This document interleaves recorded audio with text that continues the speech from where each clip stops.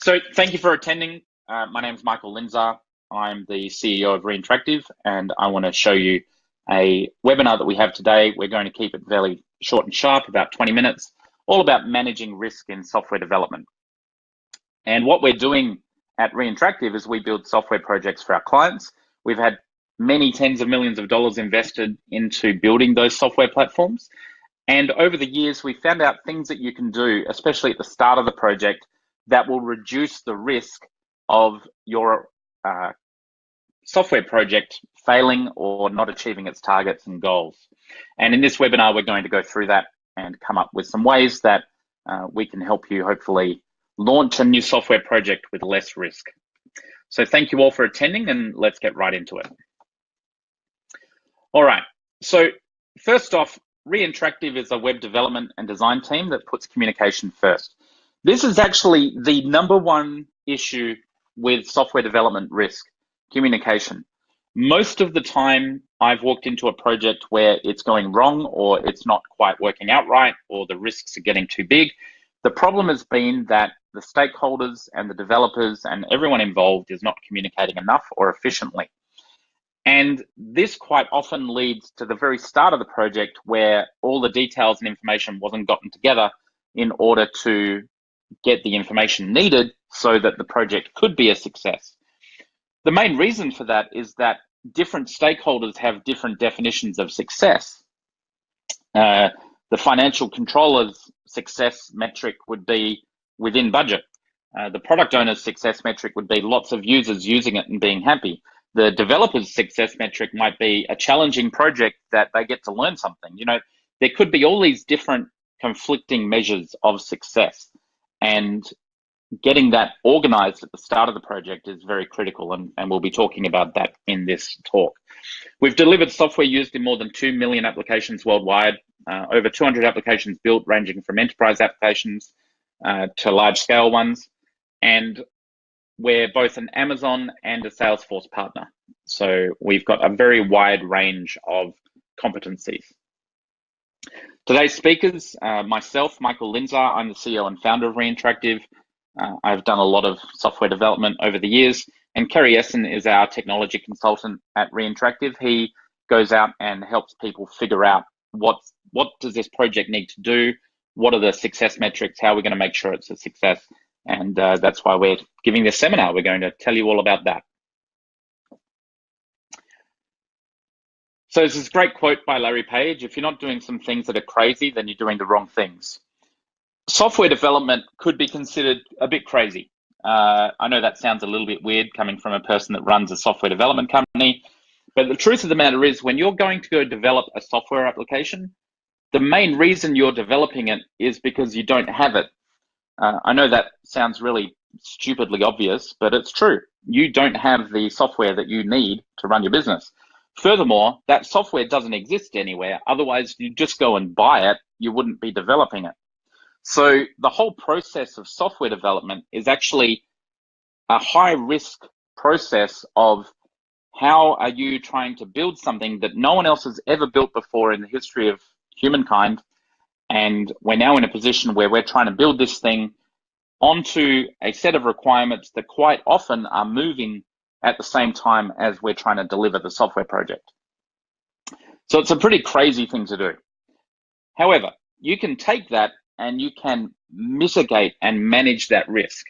And the way that you mitigate and manage that risk is you've got to have a think about how you're going to go about doing that work and what are the practices we're going to do. So the way we conduct business is changing in an ever shifting manner. There's lots of different technologies that are reshaping the way that we do work. And the people that are winning the most out of the changing business environment are the ones that are adapting to these new processes and methods and ways to do work and extracting the most out of them as they move forward.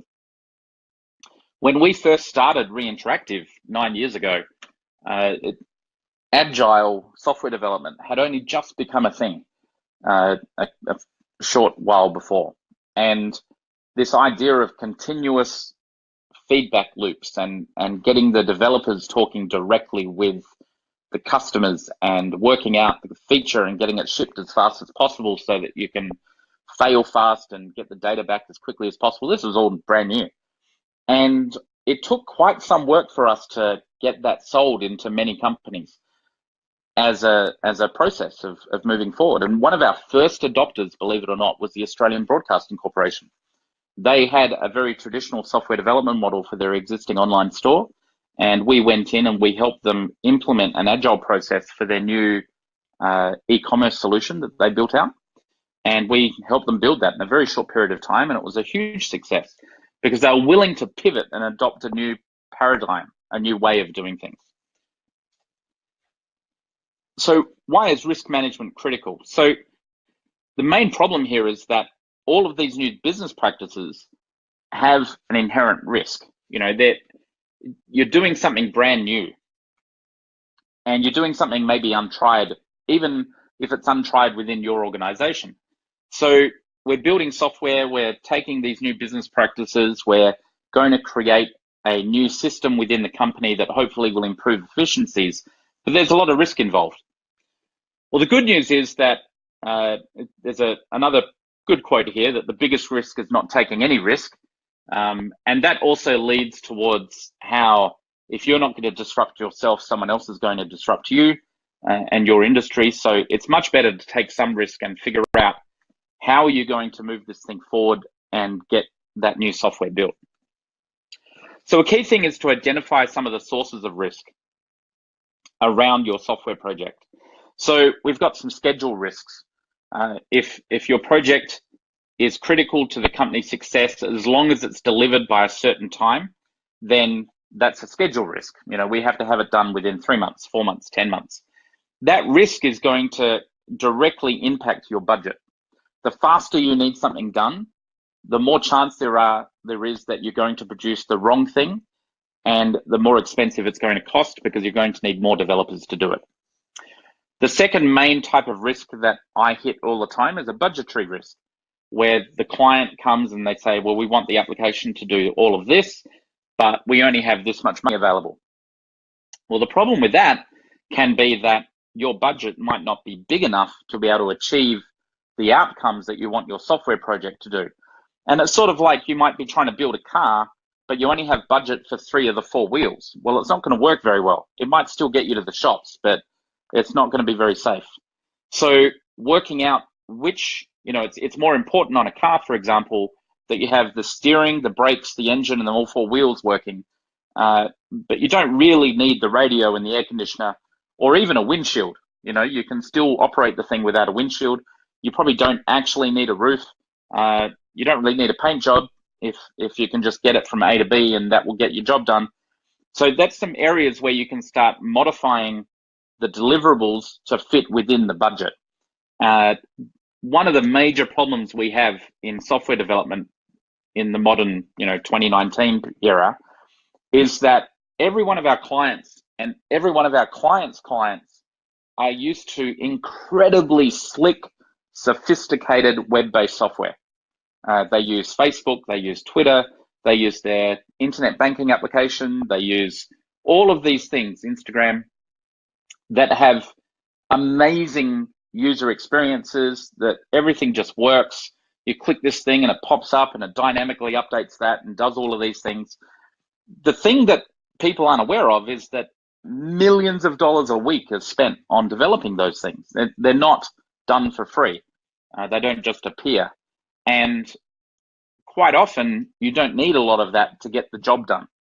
So when we're working with a client, we try and mitigate budget risk by working out with Kerry up front with the client, how are we going to reduce the number of features needed to get this to a point where you start earning money?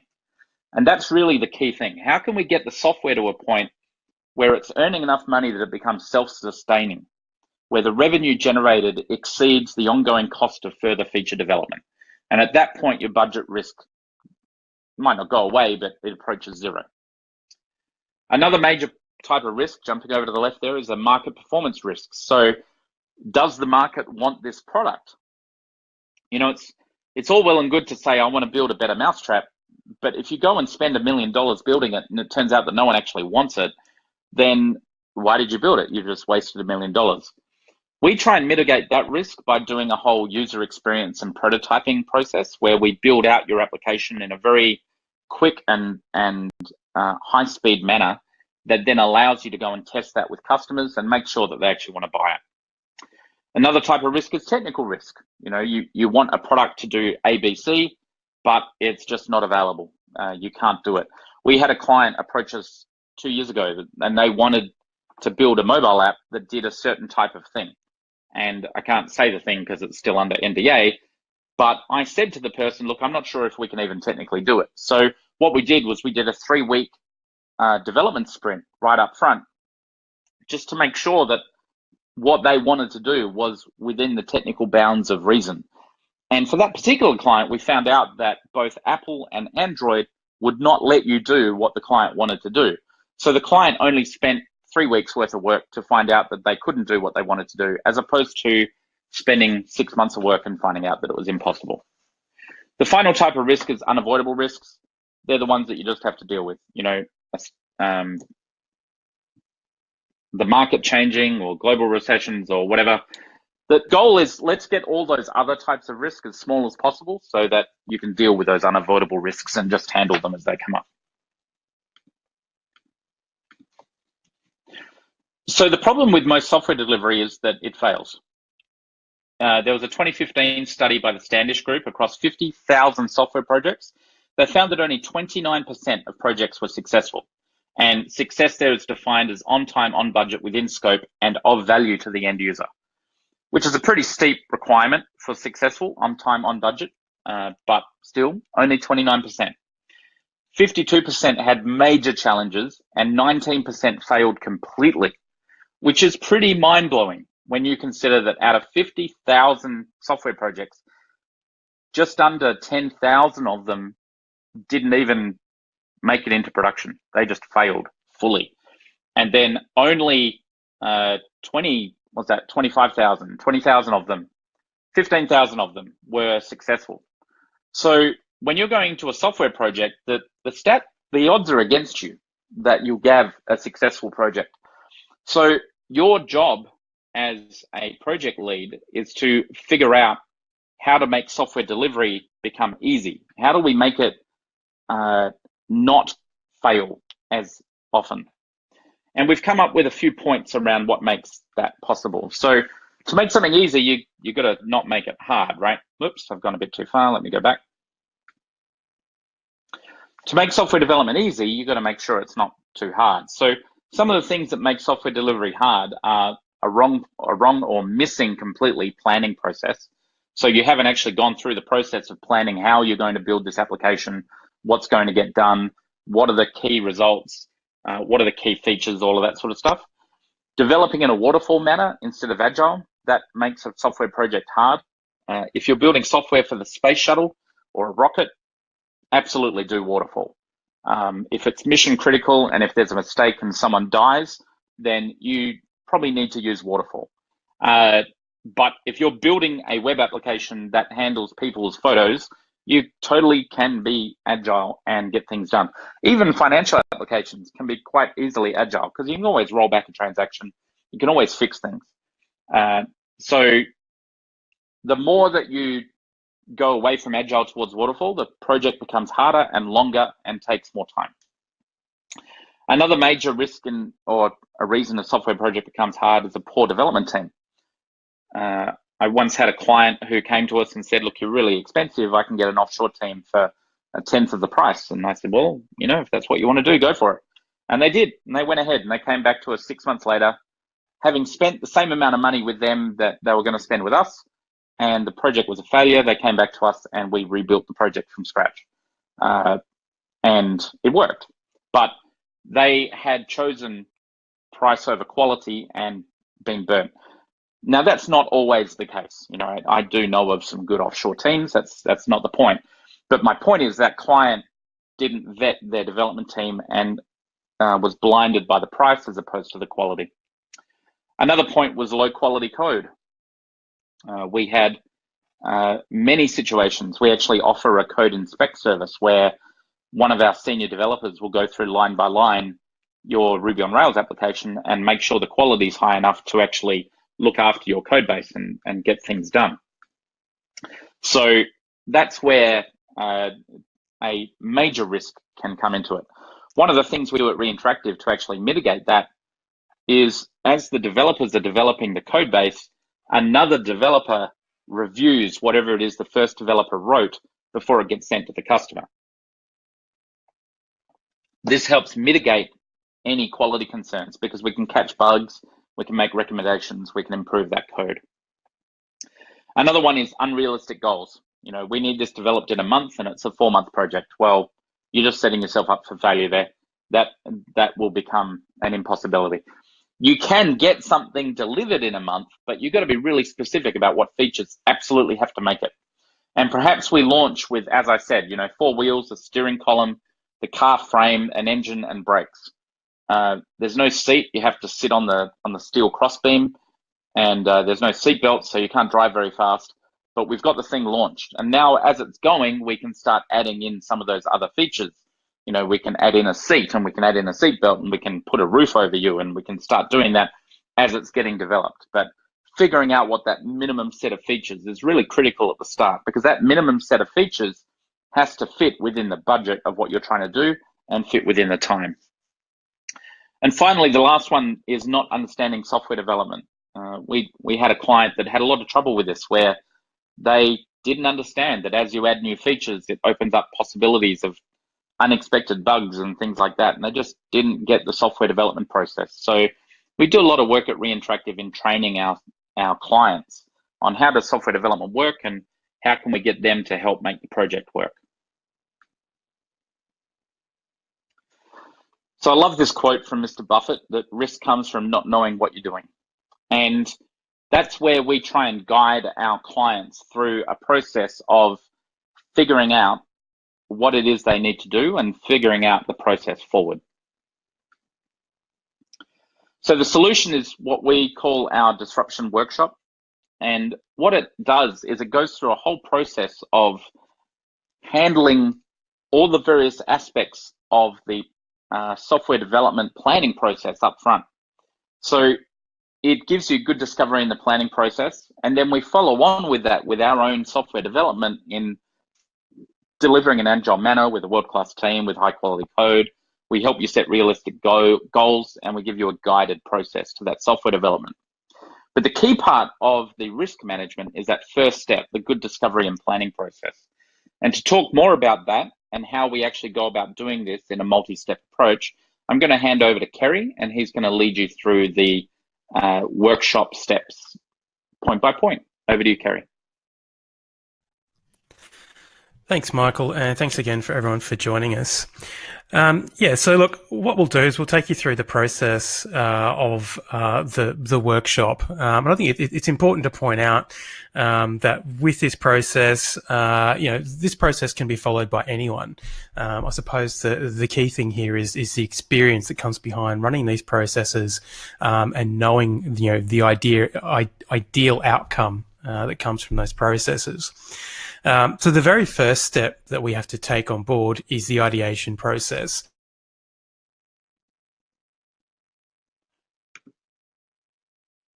Sorry about this, everyone. I think we've just lost Kerry. Something has happened to the internet connection in South Australia. God bless the NBN. Okay, so what I'll do is, while we're waiting for Kerry to come back online, I will take over from where he is. So the first step of this process, as Kerry was mentioning, is the ideation step. And the most critical part of this is the experience that comes with doing hundreds of these. There's a lot of ways to get some ideas about what's happening. And it's really important when you're doing a disruption workshop to really get as much information out of the people as possible. And that's what this step does. So it becomes with an idea. So when you start the workshop, the first step is, well, what is it you're trying to build? What are you trying to create here? What's the broad general viewpoint of what we're trying to create, and why are we trying to create it? Most ideas are only limited by a lack of action. So you've probably heard that a unimplemented idea is useless, but an implemented idea is worth a lot of money. The best ideas come from solving customer problems. So this is quite often a situation where a client thinks that they have an idea that solves a customer problem, but they've never really asked a client. They've never gone out to the clients and asked them, or they've never actually figured that out.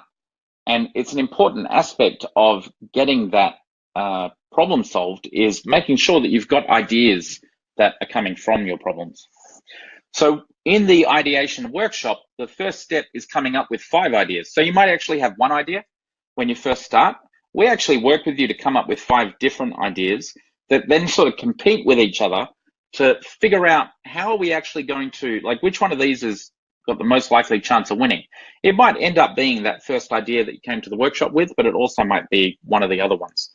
And this is a really iterative process where you can, figure it out as you go along. And within that period of 2 days, coming up with those ideas. Once we've got the winning idea, we then use that to go into a customer validation process. So the second step is the discovery. So this is the process. It's 4 days with stakeholders. And what we do is we go over that winning idea and we work out, well, what's the product model? How are we going to actually take this to market? Where are we going to make the revenue? How are people going to actually pay for this? What's the value proposition around it? So why are we doing it? Why would someone want to use it? Why would anyone be interested in actually taking on this application? Then we need to understand the customer persona. So who is the customer? What's their particular product problem? What's their pain? Why are they looking for a solution like this? Then we find out who your early adopters are. So who are the people that we can get launched on this on day one? Do you have a customer list of users that could become beta testers and get straight into the application? And then finally, working out high-level revenue and cost structures. So how much we need to charge for it to make it successful, all of this sort of thing. The next step is building a valid prototype. So this is actually 3 weeks of UX and user testing, where we build out the wireframes and the pictures of the application so that we can actually go and show some users. So the prototype has some of the key assumptions built into it, ready to validate. So if you assume that the users that want to use the platform have assumption ABC, then the prototype needs to show that so that when we actually show a user, that user can say, yeah, that's right, or no, that's completely wrong. I don't know what you're talking about. We actually did this with a customer where we built out the prototype according to all the stakeholders. We took it to the customers and the customers said, actually, this doesn't really make sense. That's not what we're after. And saved the company a lot of money because then they could just, we could modify that user experience early in the piece as opposed to waiting until we've actually developed the whole thing to find out that the customers didn't want it. So this validation step is a very important part of that planning. And the validation step combined with the previous 2 steps really de-risks the whole project because for a very, much smaller amount of money than usual on a whole software build, like a percentage of your software build, you can get to a point where you have customers that are interested, they've tried the application, they can see it works, they're interested in signing up, and you have a set of future revenue lined up, ready to go. So the key thing, why would we do this strategy? Like, what is the outcome? Well, the outcome is a validated business model, product model, and prototype ready for Agile development. And that's a very powerful thing. You've got a validated business model, a validated product model, and a prototype. So you can take it to your board to get further funding. You can take it to customers to get, Kickstarter funding. You could do all sorts of things with that product and validated model to really build out the application. So what are the details of the workshop that we do here? So the app workshop, also done as a disruption workshop, is built over these 3 things. There's a 2-day ideation workshop where we come up with ideas around what you're going to build and we deliver the winning chosen idea. Following that is a 4-day discovery workshop where we come up with the deliverables, as I just mentioned, of a validated business model and product model, as well as a list of things that we need for the minimum viable product that fits within your budget and time. Then we have the validation prototype, where we build the wireframes and create that wireframe structure so that you can take it to market and show different people and actually get some user testing done within your company. We also create some design mock-ups of the pages so that you've got something flashy to show at the same time. And finally, we give you an MVP, so a minimum viable product, build proposal. So this gives you an estimate on what it's going to take to build out, fully scoped against what you want to do. So that's what we do in that app workshop. That whole workshop costs $29,000, and the list price of those above things is $35,000. So it's about a $15,000 saving, which is quite considerable. And we're available to do this for you. So that's how we mitigate risk at Reinteractive, this app workshop, and getting all that data up front so that there's no hidden information, there's no, oh, we forgot about blah, or, oh my God, where are we going to actually create the revenue from? So that's how that works. Thank you very much for attending. My apologies for Kerry's internet dropping out in the middle of the talk. That was not planned. But again, thank you very much for coming along. If there are any questions, feel free to ask them. Otherwise, we will be following you up via email, and we will be in touch. Thank you very much.